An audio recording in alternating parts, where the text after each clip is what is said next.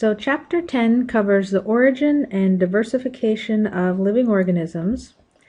And we first of all want to start with some basic definitions. First of all, what is life? And life actually is fairly difficult to define because even today, there are some species that we're not quite sure where to classify them as living or as non-living. And a couple of the main characteristics that we're currently using to identify something as a living organism versus non-living is, can it replicate? So can it copy itself? Basically pass on its genetic information to the next generation. Is it able to do that? And does it have metabolic activity? So does it take in molecules from its environment, break those down, use those for energy to drive its own internal reactions? And for metabolism, you need to have a membrane separating inside from the outside. So that way you can control what comes in and out. So those two characteristics are what we're going to use to define life in this chapter. And we'll talk more about that when we get into future chapters, especially when we look at the differences between things like bacteria and viruses. So we know that the Earth is about 4.5 billion years old, and it started as a molten planet and gradually cooled. So the oldest rocks, so solid rocks that we have still on the surface of the planet today, are about 3.8 billion years old. If we take the age of the Earth and put it on a time scale of a day, starting right at midnight, when the Earth formed 4.5 billion years ago, it's not until morning that we start to see fossils occurring in these very old rocks. At about 3 billion years, we have definite fossils of prokaryotes. We can even identify some of them.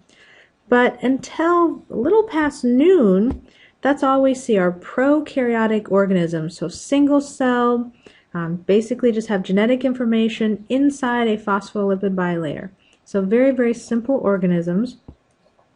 At around 2 billion years, we start to see evidence that oxygen is forming in the atmosphere, and it's a byproduct, a waste gas of prokaryotes that can use sunlight for energy, called cyanobacteria, and they're still producing oxygen today. Prior to that, it was a very hostile environment, kind of a mix of methane gas in our environment, and we would not have been able to survive back here in the early Earth.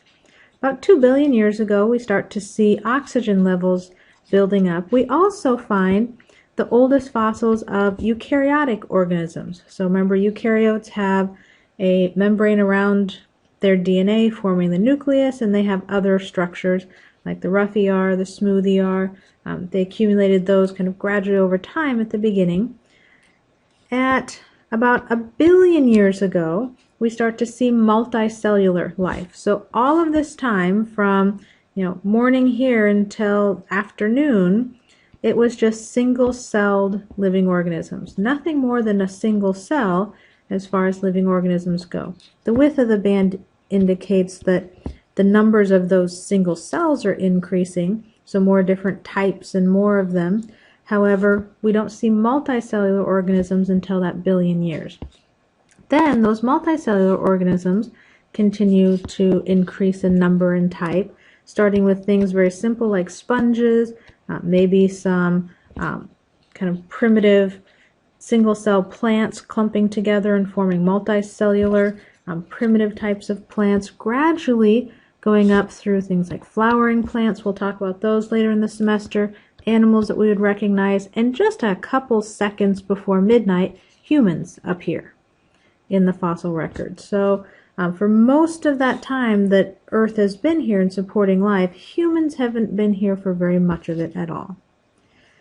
And it's that time, those billions and billions of years, that allowed biodiversity to build up. Biodiversity just means lots of different living organisms.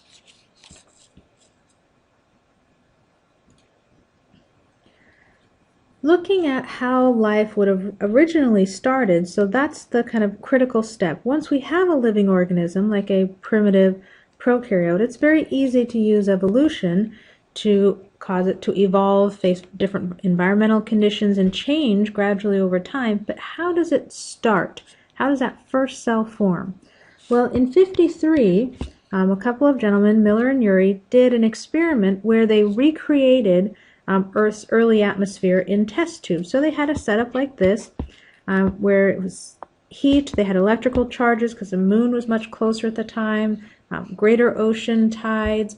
In fact, for part of Earth's history, salt hadn't accumulated in the oceans yet, so the salt concentrations were different, and they had that methane gas environment. So they recreated that type of environment inside clean, sterile test tubes. So nothing living, no organic material in this setup. And then they just allowed it to run. So they heated at one end and allowed the fluids to move through, hitting the electrical charges, cooling down again. And they would pull off samples without contaminating their fluid inside. And they found that just within days, they were able in 1953 to detect 5 amino acids. And amino acids are what you use to make protein. So they were able to detect 5 of those within just days of setting up this experiment and letting it run. However, they did save their samples, and they've been tested since then with more sensitive analysis that we have available today. And we now know that all 20 amino acids required for building living protein molecules were in those early samples, even though they were just in smaller amounts that weren't detectable by the techniques they had available in 1953 to look at proteins. So this gives us an idea of how living things could have formed. So we have the building blocks of proteins. We start to see phospholipids on their own forming. So we start to see some of those molecules forming that we need, that are required for living organisms today. How did the first life actually occur? Well, based on lots of evidence that is continuing to increase, it is now believed that RNA was first used as the genetic information. Even today, RNA has a lot of the properties that it can function on its own. It can self-replicate, so RNA can copy itself without help from any enzymes or energy input in complex form, so it can self-replicate. It can also catalyze reactions, so carry out reactions in the cells. In fact, even today, to make proteins, usually we think of proteins as carrying out reactions in the body and controlling your metabolism, but to make those proteins inside the ribosome, it's actually RNA that's catalyzing those reactions inside every single one of your cells today. Again, RNA doesn't need to have that metabolism, so still no metabolism, but we start to get these self-replicating RNA molecules. Gradually over time, phospholipids would accumulate, and they will spontaneously form a sphere in salt water. So as salt accumulated in the oceans, and we have the tidal movements kind of causing these phospholipids to build up in kind of different areas, then they could start forming that sphere, and if it randomly encapsulated some of that RNA into the sphere, then technically that's what you need for a living organism. So you have genetic material, can replicate and be passed on, and you have a membrane controlling what goes in and out of the cell. So this is the very first primitive forms of life. And then gradually these spheres became more structurally stable, and the RNA would be passed within the sphere from generation to generation, and gradually replaced by DNA over billions of years of time. So those spheres encase the self-replicating molecules, and because it's divided, now we have metabolism. So we have genetic information we can pass on, and we have a metabolism. So that is a living organism.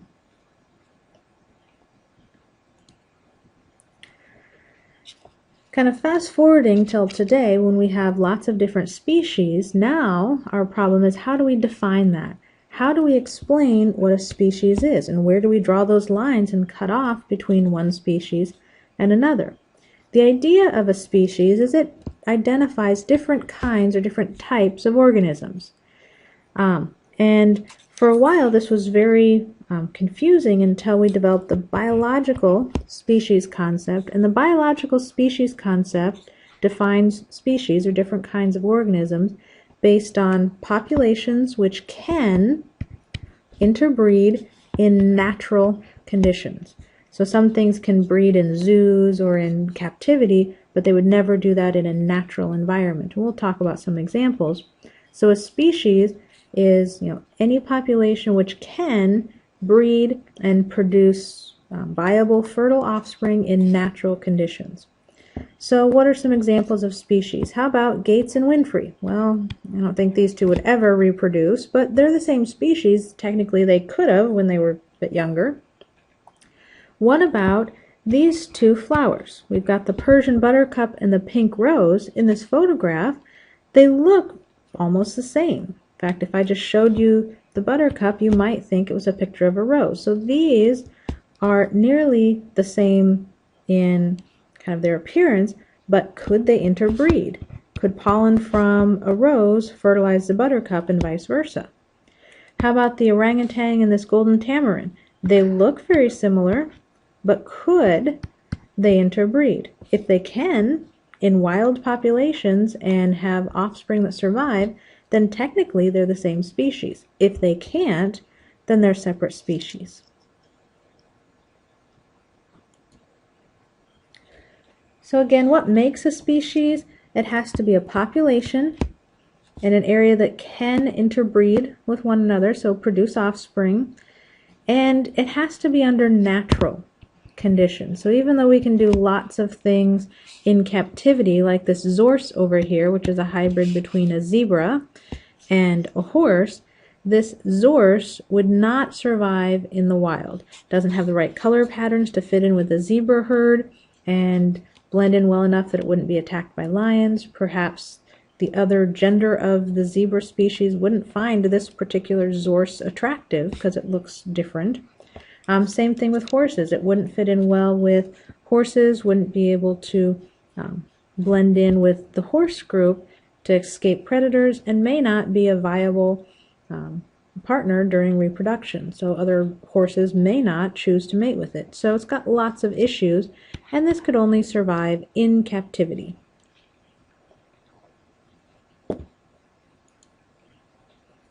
Other things that we see only in captivity, well, if you put a lion and a tiger together in a cage, they'll form either a liger, depending on if you start with a male lion or a female lion, and a tigon. These occur only in captivity. They've never been seen in nature, even in areas where a lion and a tiger habitat overlaps. Even if they did breed in natural situations, their offspring are not going to survive for a variety of reasons, similar to what I mentioned with the zorse. And there's a video that you can watch. There's a link on Blackboard to watch information about these hybrid species in captivity. So what is it that keeps species separate? First of all, we have pre-zygotic barriers, and pre means before. The zygote or zygotic refers to when you have a sperm cell and an egg cell. When they combine, that very first cell, this is the zygote. So pre-zygotic barriers are anything that prevents the sperm and egg from coming together to form that very first cell, the zygote. We also have some post-zygotic barriers where the sperm and egg can combine, but then something happens after that. So pre and post-zygotic barriers that prevent two different living organisms from being classified as one single species. Either they don't, for post-zygotic, they don't produce fertile offspring, or they make a hybrid that does not survive or has reduced fertility or survivability. Some examples of these, and we'll look at some more. Some pre-zygotic barriers, even though this piggy and puppy look very cozy, obviously anybody looking at this picture knows that they're completely different species. There's no way that these two organisms could ever form a zygote between the pig and the puppy. Post-zygotic barriers, things like donkeys, they are the offspring, or mules, they're the offspring of donkeys and horses, and they survive. However, they have reduced fertility. So they can't generally have their own offspring. So looking at different types of prezygotic barriers, we have geographic separation. So there are lots of different species where there's a small strip of land currently separating them. Well, in the past, as ocean levels rose and fell, these two fish may have been one population, so they could interbreed together with no problem. The water levels or ocean levels drop. We have a land separation form between them. Now these two species change separately from each other. They encounter slightly different environmental conditions and they start to change. Now, even if water levels rose and covered this land and brought them together, they may not recognize each other as the same species. They may have developed slightly different color patterns or behaviors, things like that, so they simply don't recognize each other. So that geographic separation is currently keeping them as separate species, evolving separately. An example of this is found in California salamanders as well, where you have a population of origin, and it's at the north end of this central valley that runs along kind of the whole state of California. And this population is still alive, so just because they migrate down and change doesn't mean that the original population dies off. But the original population still exists up north of the valley. However, these lizards gradually, or salamanders, gradually migrated, and they were migrating a small distance every season, so they gradually migrated, and when they hit the valley, they separated into two groups, one along the coast and one along kind of the eastern side. And when they got to the bottom, now they've changed substantially in appearance and in behavior, and these, when they do mate and reproduce, even if they do that in the wild, those offspring simply don't survive very well. In the lab, we can get them to survive because they're in a safe environment and we feed them, but in nature, they're simply not found because they don't survive. And there's another video available in Blackboard to watch on the California salamanders. The next type of prezygotic isolation is ecological isolation. They just occupy different parts of the same environment.